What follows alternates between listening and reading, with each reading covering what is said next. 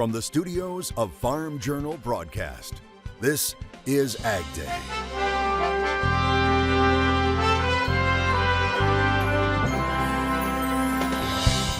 Drier weather is apparently good news for one southern crop. Most of the yields have been very good. An update from Louisiana's rice harvest. A new plan to literally suck carbon out of the air. Hear more about what the Department of Energy has green-lighted as farmers finally have their say when it comes to crop yield potential. I think the trade's idea is this crop is probably going to get a little bit bigger. What the latest supply-demand numbers have to say right now on AgDay. AgDay, presented by Pioneer. What's next happens when blood, sweat, and tears meet rain, wind, and sun. Pioneer. What's next happens here. Good morning, I'm Clinton Griffiths. It's the first farmer survey of the season, and USDA made major revisions to yields for the big grains. The agency releasing its latest supply-demand report Friday. Let's start with those yields, now calling for corn yields of 175.1 bushels to the acre, a 2.4 bushel drop from last month, with lower yields expected in Illinois, Minnesota, and Missouri. Still, production is expected to be 15.1 billion bushels. Now that's down 209 million from last month, but could still be the second highest on record. For soybeans, 50.9 is now the projected yield, down just slightly more than a bushel from last month. Production forecast to be 4.2 billion bushels, down 95 million. As for wheat, also a slight cut in yields at 45.8, down just a fraction from last month. Production in at 1.7 billion bushels, down 5 million from last month.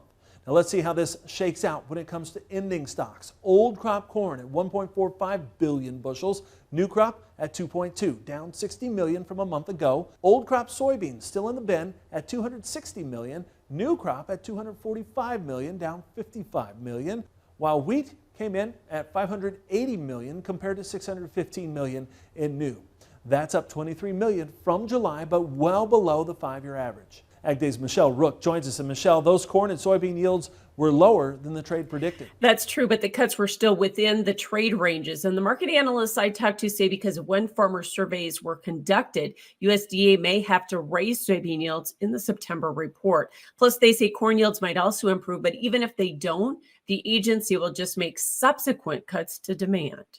USDA cut soybean yields 1.1 bushels per acre, which was nearly a half bushel below estimates, and pulled carryout down 55 million bushels. However, market analysts say yields could reverse since the 15,000 farmer surveys were conducted prior to the widespread rains in the soybean belt. They did the survey for the producers roughly the last 5 days of July and the first 5 days of August. So technically this is number they printed as of August 1.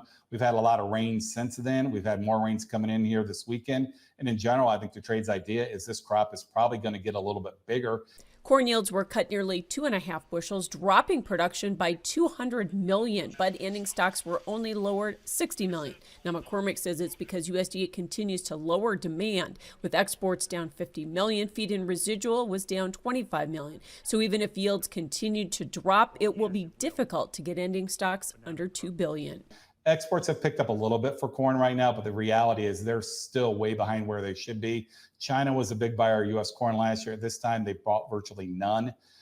We're just not very price competitive. So I think, unfortunately, as this crop gets smaller, the demand offsets it. It takes carry out over 2.1 billion. And, if that leaves you around a 13% stocks use, Michelle, historically, that is not $5 corn. That is prices closer to low fours. McCormick says the report was slightly negative for wheat. While USDA lowered spring wheat production by 65 million, it was offset by higher winter wheat production. And with the drop in exports by 25 million, ending stocks were raised 23 million. I'm Michelle Rook reporting for AgDay.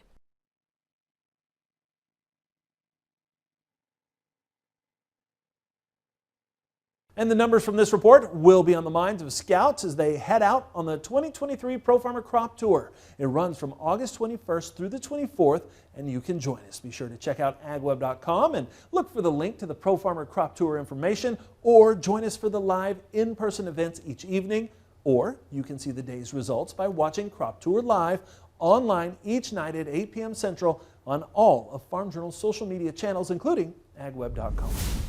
Dangerous heat persisted in the south over the weekend. Is a break on the way this week? We get a look ahead from meteorologist Matt Engelbrecht. Matt. Yeah, in terms of the heat finally breaking, it all depends on where you're talking about. Unfortunately for Texas into Louisiana and then back out here towards the west, August 16th to the 20th.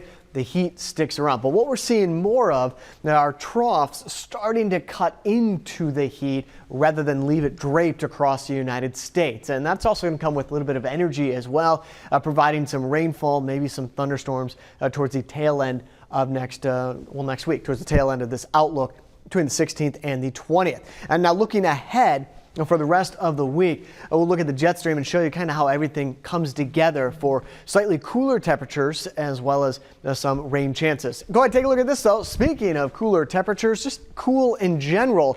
I'm not talking about the picture. I'm talking about that name. Look at the name that sent this in. Dallas Thacker. That is a powerful name. A great scene captured by Dallas Thacker in Montana. Dallas said they had a shower roll through in the evening. Not so great for harvesting, but he said it makes for some nice pictures. Perspective is everything. I'll have more on your forecast coming up. The U.S. has reportedly stopped the unloading of a shipment of Polish wheat that was destined for Houston, and there's concern it could lead to tensions with the European Union. Bloomberg reporting the vessel Yochow is carrying about 30,000 tons of Polish wheat and is being held at port due to concerns about possible contamination with corn. Now there's worry a decision to reject the cargo could strain relations with the EU. Previously, the U.S. has accused other countries of using non-tariff trade barriers when American shipments were denied entry into nations like China. The U.S. millers have recently turned to European wheat imports as price increases here at home rise due to the drought. And despite there being sufficient American supplies for flour mills here in the U.S., some experts telling Bloomberg that importing grain from Poland is more cost effective than even transporting it from the Midwest to places like Texas and Florida. The Department of Energy is announcing a plan to suck carbon dioxide out of the air. The agency says $1.2 billion will be used to fund 2 new direct air capture hubs in Texas and Louisiana. The idea to build huge vacuum-like cleaners that suck up carbon dioxide from the air and store it underground. Now, it's unclear what will happen to the carbon once it's extracted, but it could be used in industrial materials like cement. The Department of Energy says this plan could remove the equivalent of nearly 500,000 gas cars off the road a year. Markets react to Friday's USDA report, but what does it mean for the rest of the season? We'll discuss that next. And later, summer crop harvests are picking up steam. We'll head down to Louisiana to check out rice harvest today in the country.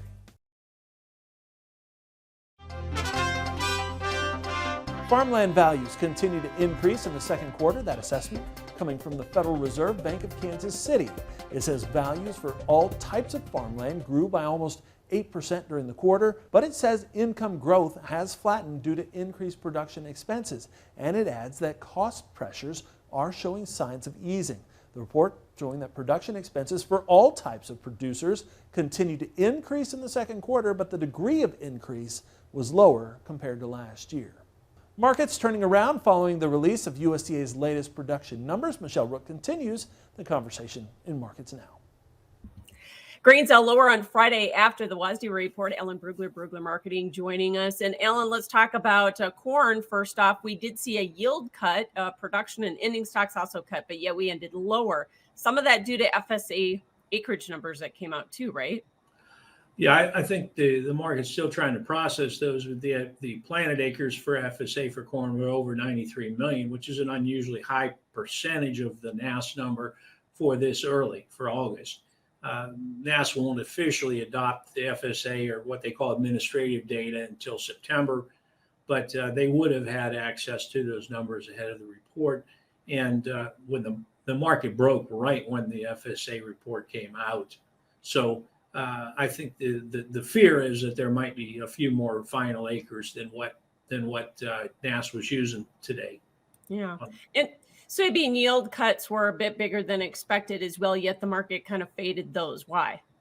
Yeah, I think part of it's the ending stocks. You saw them raise the old crop ending stocks by 5 million bushels. The new crop ending stocks were down 60 million versus the July report, but the trade had been looking for a bigger cut than that, given the size of the production cut. The USDA cut exports for corn, beans, and wheat, and that's, I think, a real concern here.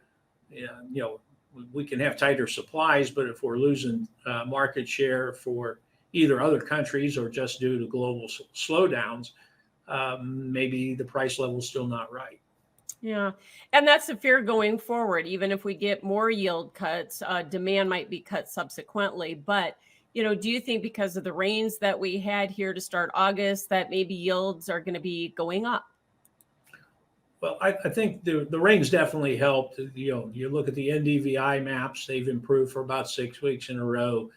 Soil moisture is still very spotty. You've got some D3 drought areas in corn country. Okay, in parts of Nebraska, Missouri, Iowa, et cetera. So there's definitely some areas that are going to have subpar yields. The thing that's hard to do from the NDVIs and the other mapping type programs is you can't tell how many ears, kernel rows there are on an ear. Right. That type of thing's got to be determined on the ground. Yeah, we'll see if we get those at a crop tours. Thanks for joining us, Alan Brugler Marketing. That's Markets Now and more Ag Days coming up. To talk to Alan about his ag market professional services, call Brugler Marketing and Management at 402-697-3623 or visit his website, www.bruglermarketing.com.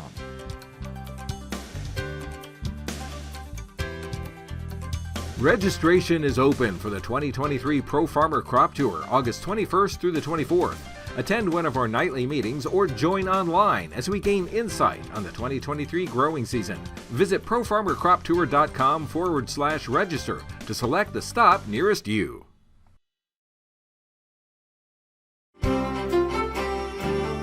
Dangerous heat persisted in the south over the weekend. Is a break on the way this week? We get a look ahead from meteorologist Matt Engelbrecht. Matt. Yeah, and as we talked about just a little bit ago, the heat will be sticking around parts of Texas, Louisiana, back out here to the west. I like to use the analogy when it comes to the jet stream, kind of like a pool of water that sloshes back and forth. We're actually going to get a decent dip in the jet stream, and where we dip down with this trough to the south coming up on Tuesday and Wednesday, we get a rise in the jet stream, or a jet stream that pushes more to the north back out here to the west. That is a ridge of high pressure, and underneath there we're looking at some extreme heat, specifically up into the Pacific Northwest, where things are going to be heating up. Slightly cooler temperatures on the way, though, back into the Northeast as this starts to exit. And now, unfortunately, the pattern does not favor a cool weather trend. Rather, we're going to go back almost zonal by Wednesday, Thursday, and Friday, which is going to allow the heat to build back into the Northeast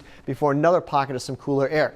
This is typically what we see as we get deeper into fall. These low pressure systems and the troughs starting to dig deeper to the south and pushing that hot air around rather than leaving it stagnated over, I don't even know if that's a word, keeping it stagnant over one location.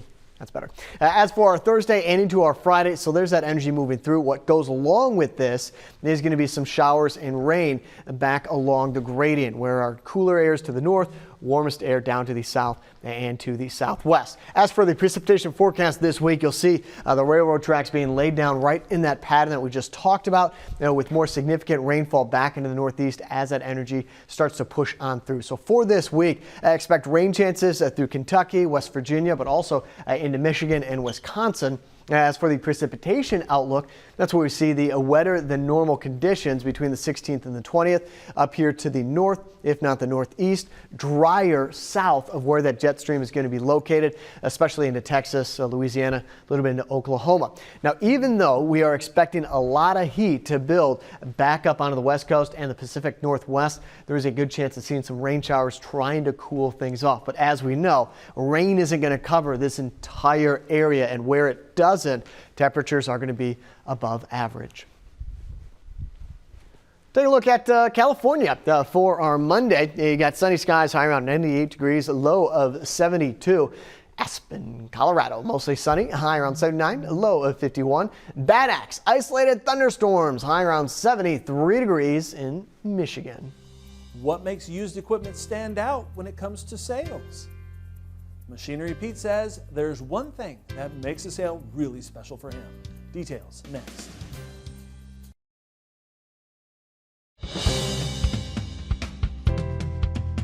Tractor sales slumped a bit last month. That's according to the latest Association of Equipment Manufacturers monthly flash report. It puts the sales of all tractors in July down 5% from the same month last year. For the year as a whole, two-wheel drive smaller tractors are down 12%, while under 100 horsepower, they're down 8%. Sales of 100 plus horsepower tractors are up 8%, while four-wheel drive units, they're up a whopping 36% this year. Combine sales year to date also up, now 41% higher than in 2022. Machinery Pete could talk all day about great used equipment, but there's something he's learned through the years covering these sales, and it comes down to one thing. Well, folks, I've touched on this a few times recently, that over the years, as fun as it's been to talk about shiny machinery and tractors and record prices, it's just, I've learned it's about the people that we meet along the way. And I got thinking about an old friend of mine recently, Jim Freeberg from Red Wing, Minnesota. Now, Jim passed away going on 4 years ago, back in November of 19, but his farm retirement auction was 12 years ago yesterday, August 13th, 2011 in Red Wing, Minnesota, sale by my friends at Mehring Auction.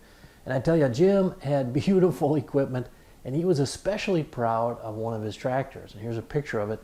This 1991 Case H 7110 two-wheel drive had 1,477 hours on it, sold that day in, again, August of 2011 for $57,000. Now, I wrote about it at the time and said, hey, record high auction price. And Jim was very proud of that when I'd bump into him out on the trail. Now, the record didn't last too long. In December 7th of 2012, the next year, farm auction in Dakin, Nebraska, this 91 model 7110 two-wheel drive, 3,500 hours, came along and sold for $58,000. Now, that record stood until just earlier this month, and this is why I got thinking about Jim. It was a sale August 2nd in Ellsworth, Iowa by my friends at Ryerson Auction and Realty. They sold this 91 model 7110 two-wheel drive, and this thing had 2,613 hours on it, and it went for $61,000, new record price. And by the way, that same sale in Ellsworth, Iowa, two other record prices. This 2012 Case H 225 Magnum with 903 hours on it, so for $162,500, and this 2013 Maxim 140 with a loader, just under 600 hours on it, went for $124,000. You know, drought and dryness isn't all bad news for some crops. How it may actually be aiding Louisiana's rice crop in the country.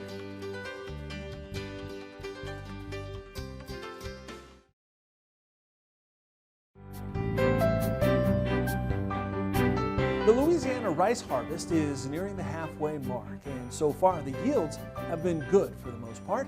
LSU Ag Center's Craig Gautreaux says a dry harvest bodes well for a second crop, which will be harvested in the fall. For nearly 2 weeks, triple-digit temperatures have been common across Louisiana. The hot weather has matured the state's rice crop and has allowed farmers to harvest their crop quickly and efficiently. Another plus is that yields are good. Most of the yields have been very good. We've been extremely happy, the producers have been, with the yields so far. Because of the weather, farmers have had to pump more water, which is an added expense. A double whammy for producers is that prices tend to decrease during the harvest. The prices are down right now. A lot of that is due to the rice that's on the market. There's a lot of rice on the market. Rainy conditions during last year's harvest greatly reduced the second crop because of the rutting of fields. This year's nearly pristine harvest conditions have growers excited about the potential of their second crop. Typically about a third of the yield of the first crop. Sometimes we've seen a little bit higher, sometimes a little lower. Depends upon the variety. Rice plants will use energy to keep cool at night when temperatures are extreme as they have been. Levy says he expects yields to decrease for later planted rice. Rice that maybe won't be harvested for another 2 to 3 weeks in the south may have a slight yield drag because of the hot temperatures. Another silver lining to the hot, dry weather? No disease pressure on this year's crop. With the LSU Ag Center, this is Craig Gautreaux reporting. All right, thanks, Craig, and that's all the time we have this morning. We're sure glad you tuned in. From all of us here at AgDay, I'm Griffiths. Have a great week on the farm.